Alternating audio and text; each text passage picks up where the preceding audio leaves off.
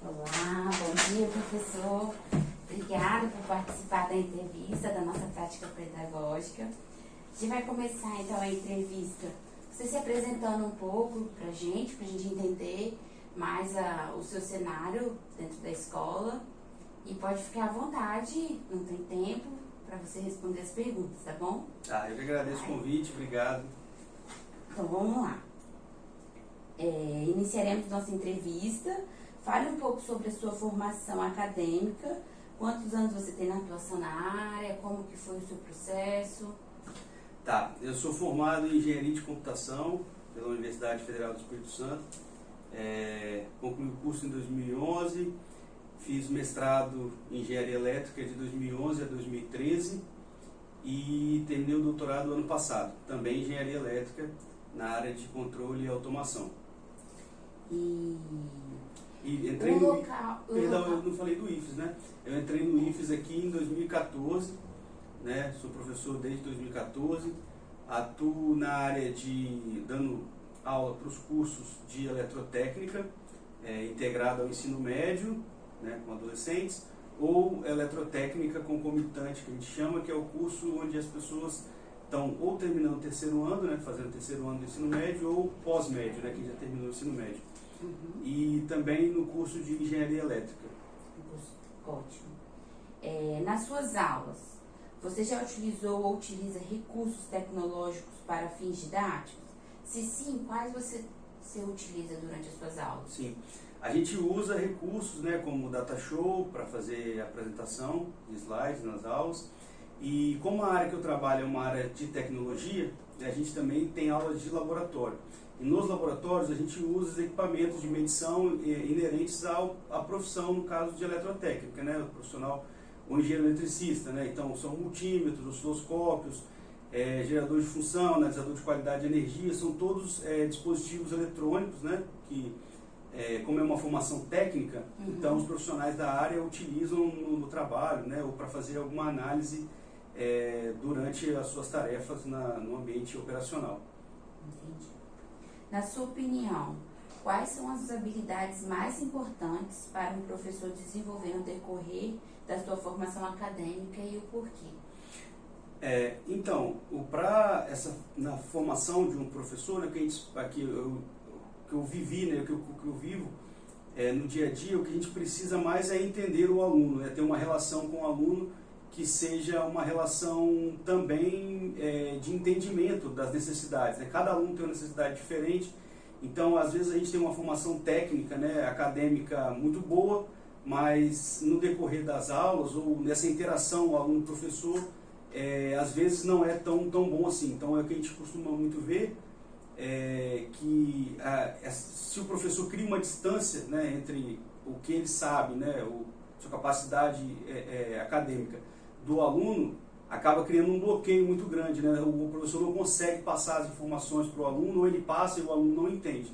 Então eu acho que na formação acadêmica de um professor, o mais importante seria justamente a interação com o aluno, como como construir uma relação com o aluno que garanta que o professor consiga, de forma clara, passar as informações para o aluno e consiga entender também se o aluno está compreendendo o conteúdo, se ele está avançando, né, métodos de avaliação, né, para conseguir verificar se realmente o aluno conseguiu evoluir no decorrer do ano letivo, né, ou da matéria que está sendo ministrada para ele.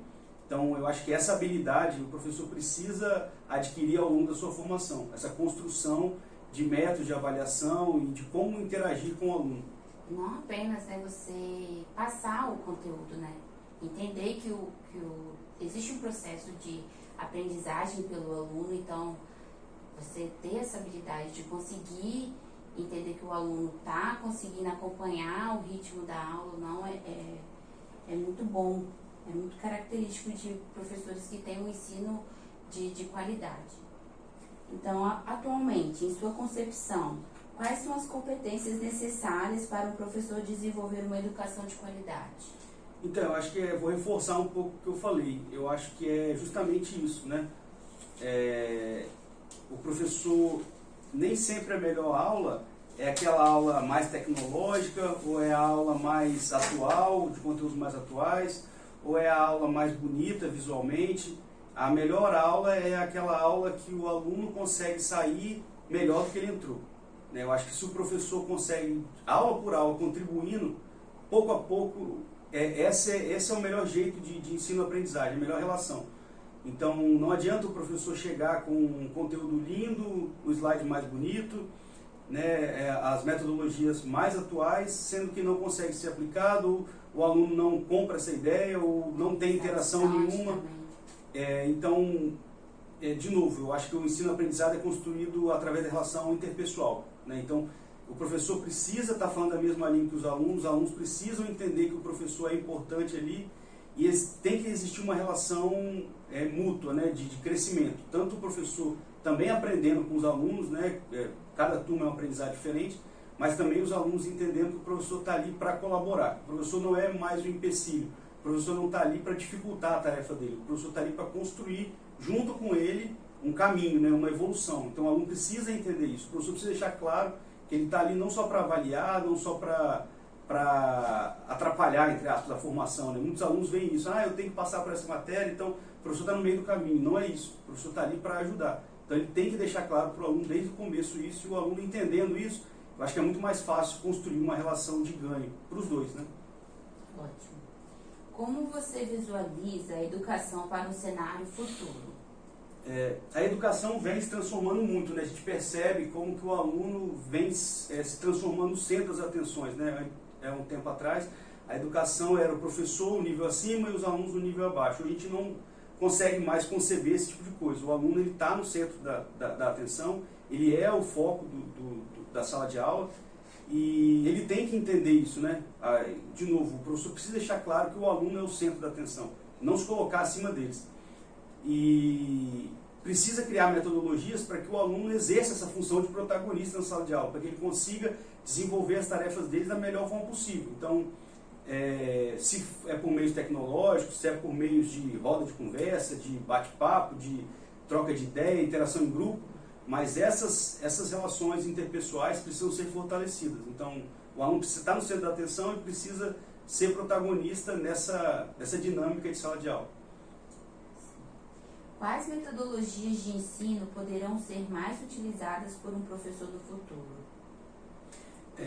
Eu acho que é reforçar um pouco isso, né? Essas metodologias de ensino, igual eu falei, elas vêm avançando muito, né? As ferramentas tecnológicas mudam, cada vez fica mais fácil para o aluno, mais visual, as informações são mais rápidas, o aluno consegue pesquisar e tirar suas dúvidas muito mais rápido. Então o professor, na verdade, ele fica meio que um facilitador.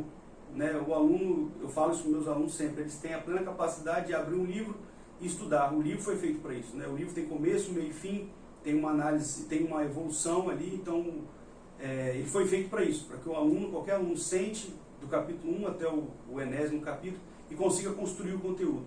E o professor precisa estar ali para construir junto com ele, para facilitar. Então, não adianta o professor fugir muito daquilo, né? Ele tem que sentar e ele tem que, de novo, mostrar para o aluno que ele consegue, né? Incentivar a todo momento, porque os obstáculos vão aparecer, né? As dificuldades aparecem, e os alunos hoje em dia têm umas características que a gente está percebendo, né? Tanto eu como meus colegas de docência, a gente acaba compartilhando, e vê que eles têm uma necessidade imediata, né? Porque a informação é muito rápida, então qualquer dúvida eles já querem pesquisar, e tem uma certa dificuldade em elaborar uma resposta, né? Elaborar uma metodologia para resolver o problema. Eles já querem a resposta de pronto, eles não querem pensar numa evolução, não querem estruturar uma resposta. E isso acaba sendo frustrante para eles e para a gente também, né? Em sala de aula, quando você pensa um conteúdo, igual que tem começo, meio e fim, que tem uma evolução, e o aluno já quer direto para o final, né? Sem construir aquela metodologia. Isso aí, ele fica... igual eu falei, o aluno se frustra, né, porque ele não consegue, ele acha que ele está fazendo errado, e a gente também não consegue colocar na cabeça deles que eles têm que ter uma metodologia. Então, acho que para o futuro, né, o professor mostrar para o aluno que, apesar das tecnologias, né, e junto com elas, a gente tem que, ainda o ser humano é o protagonista, né, o ser humano não pode terceirizar essa coisa para as máquinas, né, para os softwares. O ser humano tem que saber usar as ferramentas, né, é sempre o ser humano que vai desenvolver as ferramentas. Então, a gente tem que entender que nós estamos no controle, a gente tem que dar essas cartas, não pode terceirizar isso. A gente percebe muitos alunos fazendo isso, né? Entregando na mão de um simulador ou de um computador a tarefa de pensar, né? E as inteligências artificiais também mostram isso, que a gente está terceirizando isso, e o aluno perde um pouco dessa capacidade de ser o protagonista, ele terceiriza isso. Isso é muito ruim, acho que para o futuro a gente tem que repensar essa questão, né? Eu acho que nessa situação o professor também, junto com o aluno, mostrar qual seria a forma mais ideal de utilizar essa tecnologia, né? E não realmente, igual você falou, colocar apenas a máquina para pensar. A máquina pode pensar, mas você também pode pensar e estruturar aquilo ali de uma melhor forma e pensar além da máquina. E a gente tem que avaliar se o que a máquina está entregando é correto também, né? Às vezes a máquina não entrega o que é real, o que está acontecendo no concreto, e os estudantes acham que aquele ali é o certo e às vezes nem é o certo. Então tem que ter essa análise crítica também. Eu acho que o professor ajudar o aluno a perceber, a analisar, a criticar, a ver, a pensar o que aquilo está entregando, se realmente é factível ou não. Eu acho que o papel do professor nesse cenário do futuro, com inteligência artificial, tecnologias, esse é o papel ideal, encaminhar o aluno a saber utilizar, mas também saber buscar qual que é o conhecimento correto nessa situação. A gente já está vendo isso, né? O aluno, muitas vezes, ele questiona o próprio professor, né? Ele vai lá na internet, procura a resposta, e se o professor fala uma coisa diferente, ele acaba questionando, muitas vezes confiando na resposta que a internet deu, mas sem nem avaliar o que está sendo dito, né? Nem avaliou o que a máquina entregou, não avaliou o que o professor falou, ele simplesmente achou que estava errado, pesquisou e contestou sem saber o que está contestando. Então a gente percebe muito isso.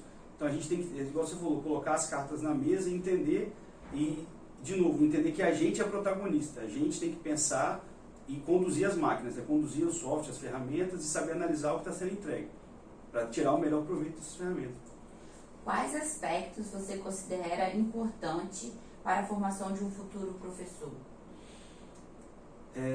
Eu acho que eu já falei um pouco sobre isso nas respostas anteriores, mas é isso de novo, né? O professor conseguir entender isso, conseguir que ele não é mais o foco da sala de aula, né? O foco são os alunos, o professor está ali como facilitador, e o professor tem que ter essa noção, né? Tem que ter essa noção de como ele vai lidar com a turma diante desse cenário tecnológico que a gente tem, diante desse mundo de informação que está sendo jogado a todo instante nos alunos, e tentar mostrar para eles isso, né? Que eles conseguem filtrar isso, conseguem as melhores fontes de pesquisa, conseguem saber usar um livro, né? Como ler um livro, como que comparar uma resposta que um simulador deu com um livro, como testar e como tirar o melhor proveito de toda essa massa de informação que tem disponível.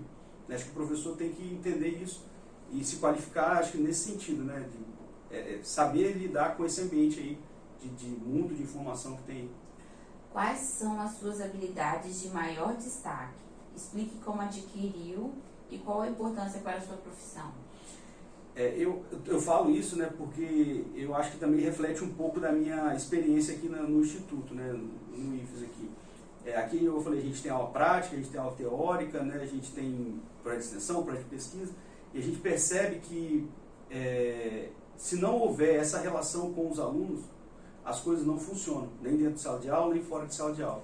Então, ou o professor se coloca junto dos alunos, entendendo as necessidades do aluno e procurando fortalecer as qualidades deles, né, cada um com as suas particularidades, né, cada um no seu tempo, enfim, não adianta colocar tudo no mesmo bolo, não adianta dar uma prova de um jeito engessado para todo mundo, né, uma avaliação que às vezes é melhor de um jeito, né, melhor para um aluno, não serve para o outro. Então, se o professor não tem isso, não consegue entender que as pessoas evoluem de forma diferente, não funciona.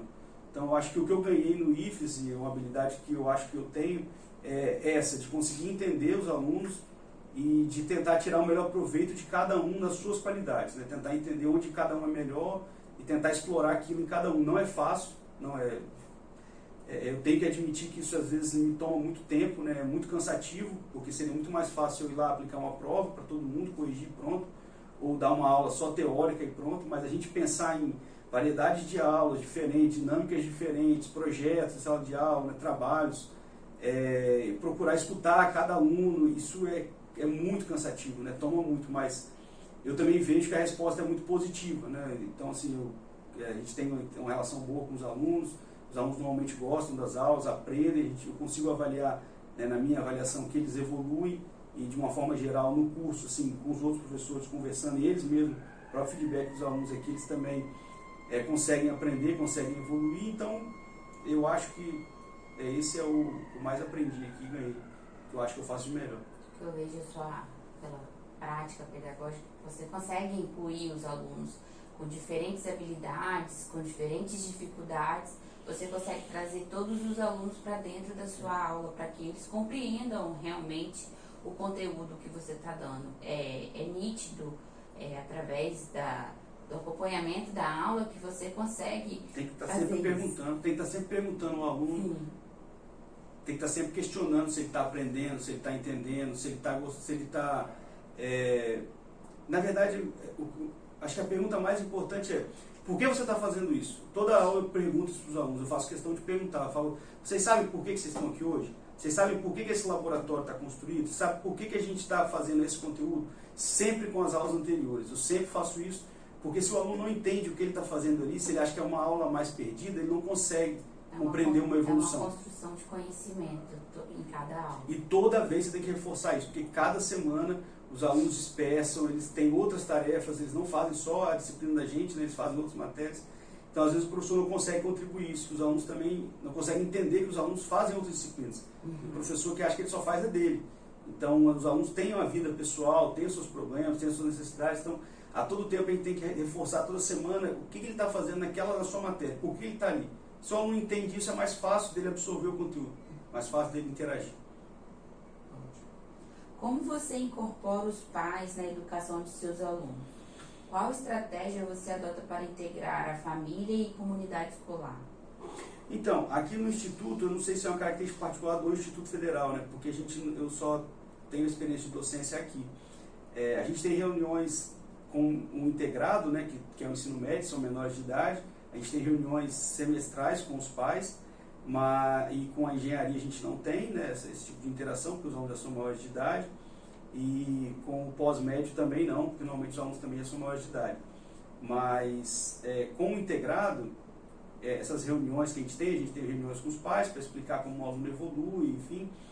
Mas eu acho que é mais uma interação do decorrer do semestre, né, com os alunos, mas assim, pelo menos como eu lido com os alunos, né, uma relação de entendimento. Porque se a gente percebe que um aluno, por exemplo, mudou o seu comportamento, isso muito provavelmente tem a ver com questões familiares, tem a ver com como ele lida em casa com a família, ou tem normalmente alguém da família passando mal, ou está passando por alguma necessidade. Então, o que eu procuro fazer é essa interação, uma interação indireta, né? Perguntar aos alunos, ou conversar com eles, quando eu percebo que existe alguma oscilação no próprio humor do aluno, na própria aluno está faltando muito. Então, isso normalmente indica que tem problemas familiares por trás. Aí a gente tem a assistência social da escola, enfim, aí eles entram em ação para poder identificar. A gente já aconteceu isso várias vezes, né, de acontecer de alunos que caíram muita nota, mudaram comportamento, tiveram algum tipo de mudança, e isso sempre reflete em questões familiares. Aí a escola tem uma estrutura por trás, psicólogos, assistentes, que vão verificar o que está acontecendo. Qual a sua visão em relação à aprendizagem do aluno durante a realização da disciplina? Quais métodos você utiliza para avaliar e observar que o conteúdo foi absorvido pelo aluno e tem a capacidade de aplicar a teoria na prática? Então, as minhas matérias eu costumo dar muita parte prática, né? Porque como são formações técnicas, e o aluno ele vai se formar profissional, ele vai trabalhar com aquilo na área, né? Então, não adianta a gente bater forte na teoria e quando o aluno for no mercado de trabalho ele não sabe manusear um equipamento, ele não sabe como lhe portar em dinâmicas de grupo, ele não sabe trabalhar em equipe, enfim. Então, o que eu procuro muito é fomentar esse tipo de coisa, né? Análise de laboratório, interação de grupo, uso de equipamento. Então, normalmente as minhas avaliações são mais práticas, né? Eu não sou muito fã de avaliações teóricas. E essa avaliação prática, ela vai muito de aluno para aluno, né? Eu questiono, pergunto por que fez assim, por que não fez, peço para fazer medições, peço para fazer análise e relatório, enfim. Então tem muito uma coisa muito mais assim voltada para o mercado de trabalho, né? Habilidades que eles exerceriam no mercado de trabalho como profissionais da área no caso de engenharia elétrica, né, ou técnica e eletrotécnica. Então eu avalio, na verdade a gente avalia a aprendizagem do aluno também dia a dia, né? A gente, como professor, eu falo isso com meus alunos direto. Quem olha de frente para os alunos consegue enxergar no olho se ele está entendendo ou não. Então se você olha para um aluno e você vê um aluno disperso, você vê um aluno, né, dormindo, você vê um aluno mexendo em outra coisa, fazendo outro tipo de atividade, você não está conseguindo atrair atenção. Se você não consegue atrair atenção, o aluno não aprende, não adianta. Então, a primeira coisa é engajamento, de novo, é o aluno entender que ele faz parte do processo, construir esse processo com ele, e o que eu avalio, igual eu falei, é questões práticas, muito mais práticas do que teóricas. Né? Eu consigo perceber, através do acompanhamento da sua aula e também através da entrevista, que você realmente utiliza práticas educacionais diferenciadas, inovadoras, para conseguir pegar o conhecimento. Moça. Então, professor, eu queria agradecer a sua presença aqui na nossa entrevista sobre essas práticas educacionais inovadoras.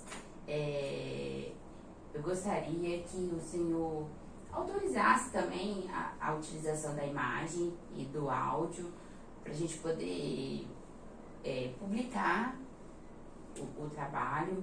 Sim, eu autorizo, pode usar as imagens e agradeço, né, o convite, obrigado, espero ter contribuído com alguma coisa aí para a sua evolução. Obrigada, viu, professor? Obrigado, agradeço. Bom dia.